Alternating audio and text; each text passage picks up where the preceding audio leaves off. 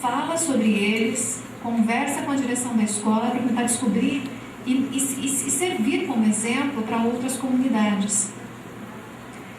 A gente tem um outro quadro que se chama De Olho no Trânsito. A gente fica lá 30 minutos em um determinado ponto da cidade, mostrando o gargalo daquele ponto, as dificuldades das pessoas em passar por ali, pedestre, ciclista, motociclista, motorista, e a gente também cobra da autoridade quando é que vai resolver aquele problema. Alguns exemplos, algumas matérias já tiveram boas soluções, a gente volta lá para mostrar, olha, o poder público fez, cumpriu e fez. Ou então o contrário, olha, o poder público diz para a gente que faria em 30 dias, a gente voltou aqui e não fez. Isso também é cultura de paz, paz no trânsito. Uma outra série que a gente está embarcando, que a gente cobra das autoridades um melhor atendimento para o transporte coletivo na cidade. Recentemente colocamos no ar uma série sobre política, instigando o cidadão que, apesar de tudo, é preciso votar com seriedade, com ética, com responsabilidade, porque, apesar de muita gente não acreditar, a gente tem que acreditar que é possível fazer alguma coisa, sim, boa e útil com a política. A gente mostrou, deu mais tempo para as equipes produzirem, saíram do estado inteiro buscando alternativas e bons exemplos para que a gente mostrasse para a sociedade como é possível fazer.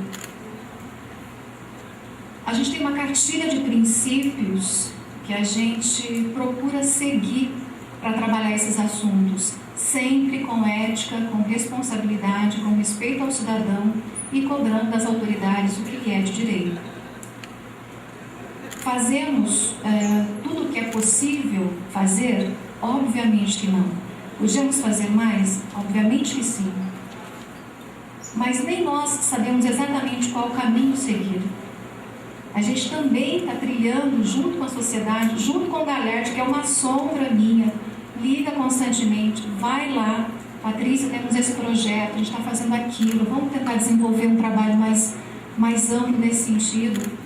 A gente também está tentando encontrar um caminho de cultura de paz, de mostrar para a sociedade, de tentar diminuir a violência, de mostrar para a sociedade que é possível formarmos um grupo mais coeso e com mais segurança. Então, nós também estamos tentando encontrar esse caminho, mas eu acho que podíamos fazer mais, melhor. Só temos também que ser cobrados pela sociedade como agir nesse sentido. Acho que um ponto como esse pode mostrar para a gente alguns caminhos, por isso acho que ele é tão importante. Vim ano passado, venho esse ano, com o maior prazer, e se me convidarem nos próximos, também estarei aqui.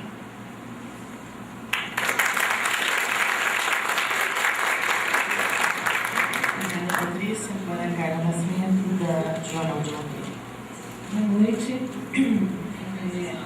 Meu nome é Carla, sou chefe de redação do Jornal de Londrina já há 6 anos, completando 6 anos agora que a gente está à frente da redação. Nos últimos 4 anos, já com um projeto novo de jornal, embora mantendo uma linha editorial que já nasceu com o próprio Jornal de Londrina há 21 anos, quando ele foi fundado por um grupo de empresários aqui. Quer ser um jornal de Londrina com foco local, falando de Londrina, falando um pouquinho de tudo e tudo sobre Londrina. Bom, o Jornal de Londrina, como veículo integrante da RBC, que é a Rede Brasileira de Comunicação, também é regido pelos mesmos princípios éticos e normas editoriais que regem os demais veículos, sejam televisões, rádios ou a própria Gazeta do Povo, que é o nosso jornal parceiro. Nós temos a missão de desenvolver a nossa terra, a nossa gente, um jornal que busca a mobilização, a interatividade, a conversa com a sociedade. Um pouco antes de começar, eu perguntei a Patrícia. Patrícia, eu vou falar um pouco, porque o tema não é um tema em que cultura de paz ou a mídia de paz não é um tema que se discute o tempo todo nas redações. A Patrícia perguntou, mas será que não é? De forma indireta, não é? E ela tem razão. Embora no momento em que a gente define as pautas do dia, as matérias que vão para o jornal no dia seguinte. Nunca ninguém sente e fala, como é que nós vamos trabalhar a questão da paz no jornal de manhã?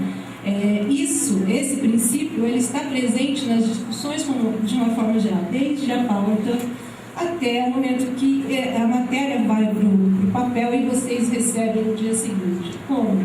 Porque o jornal não é feito por uma pessoa apenas, é um grupo de pessoas e as pautas vão se modificando conforme elas vão passando por diferentes pessoas no processo de produzir a notícia. Ela nasce na pauta, mas ela tem um repórter que vai cumprir aquela pauta, ela tem um editor que vai verificar a pauta e tem ainda o editor-chefe que também vai olhar a matéria e ver se está dentro daquilo que nos norteia.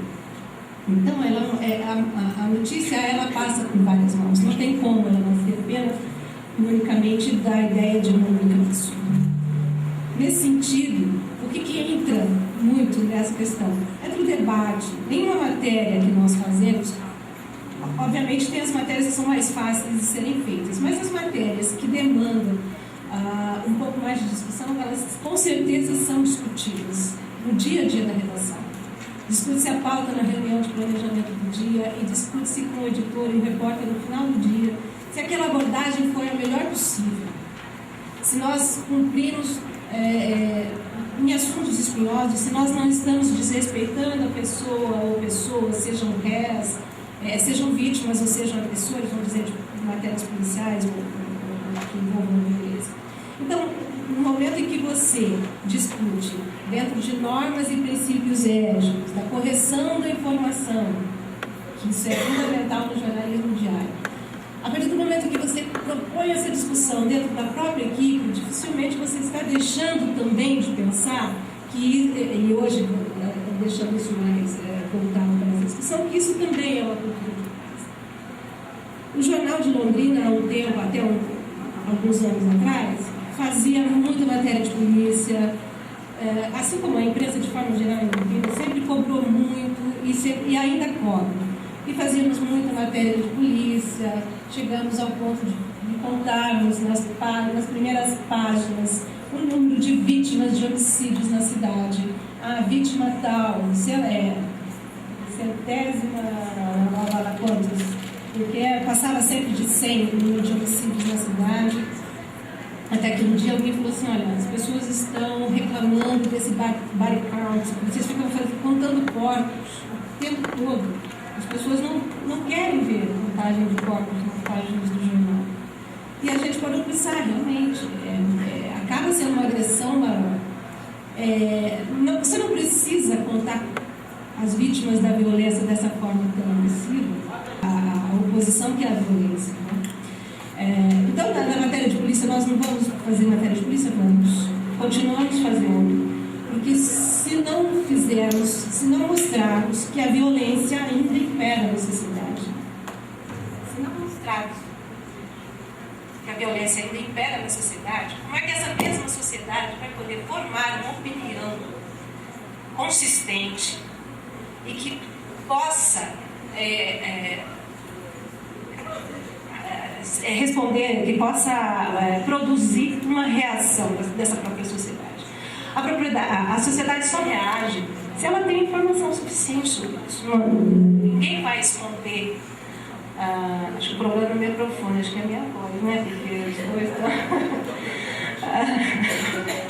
a imprensa não pode esconder isso. Ninguém forma opinião se não fornecer uma pluralidade de informações para a sociedade.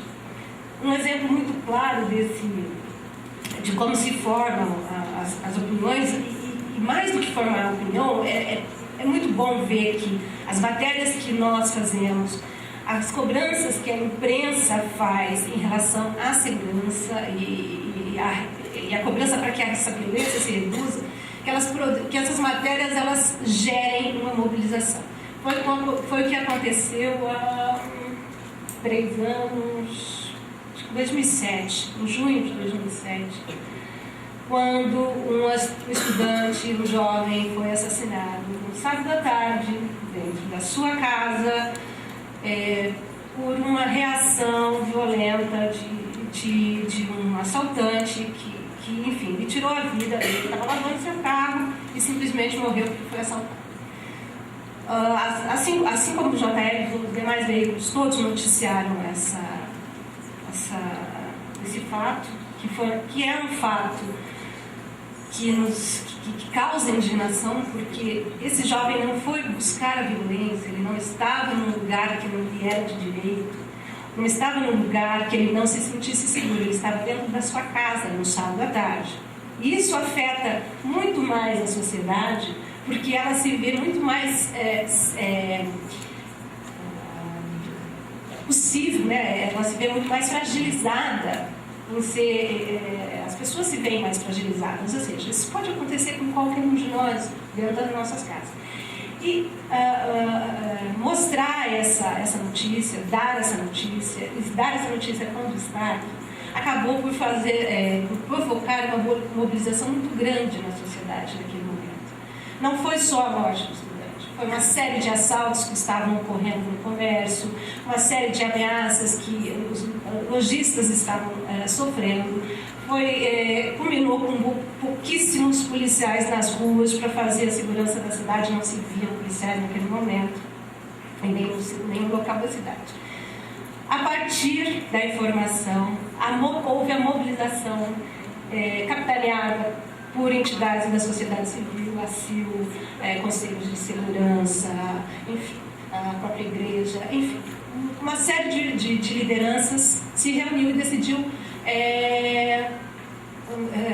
realizar um movimento que se chamou Chega de Luto. E como as entidades envolvidas são muito fortes, elas conseguiram se mobilizar muito. Mas não foi só porque houve uma mobilização, só porque a CIL chamou, ou a OAB chamou, as entidades, enfim, tantas outras, os conselhos de segurança e os grupos que buscam o desenvolvimento da cidade chamaram, convocaram as pessoas, porque as pessoas se sentiram cansadas de reclamar e não serem ouvidas, por mais que a imprensa dê voz a esse tipo de reclamação. E nós damos. De forma geral, não estou falando só do Jornal de Londrina, estou falando de todos os veículos de comunicação, a TV de Londrina, a TV Claro, a Rede Massa, a TV Claro, a Rádio Pai Querer, todo mundo fala. Londrina só é forte como é porque ela tem também uma pluralidade de meios de comunicação que estimulam a participação e que puxam a participação da sociedade. E o resultado foi aquela manifestação, acho que todos devem se lembrar, que parou o comércio numa manhã de um dia de semana, não lembro que dia da semana era, mas era um dia de semana. As lojas fecharam as portas, todo mundo vestiu preto e todo mundo foi gritar pelo seu direito à segurança, à paz, em pleno calçadão de uma cidade com 500 mil habitantes. Então, assim, eu vejo esse tipo de mobilização da sociedade como um bom exemplo de que as notícias, a informação, os meios de comunicação, eles conseguem formar opinião e conseguem também, de uma certa forma, estimular essa mobilização da sociedade, de forma que a sociedade grite e consiga reverter a situação. No mesmo dia em que todo mundo prometeu parar o calçadão, o governo do estado despejou dezenas de policiais militares nas ruas de Londrina. Em cada esquina do centro da cidade você tinha uma dupla de policiais militares. Isso é resultado de participação. Uma participação que, eu quero crer, teve uma boa dose de influência dos meios de comunicação. Não que a gente levantasse bandeiras e pedisse vamos todos às ruas, não fomos nós que pedimos. Nós só mostramos que a violência chegou a um limite que nós não aguentávamos mais. Então, assim, a violência, essa cultura de paz, essa mídia de paz, às vezes ela está calcada também exatamente na oposição, que é o fato de você ter a violência muito presente.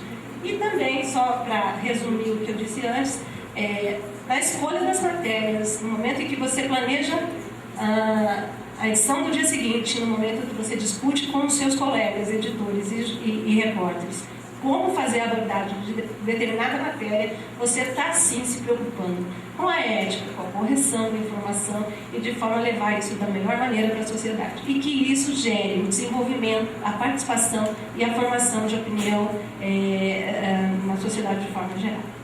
É só isso. Desculpe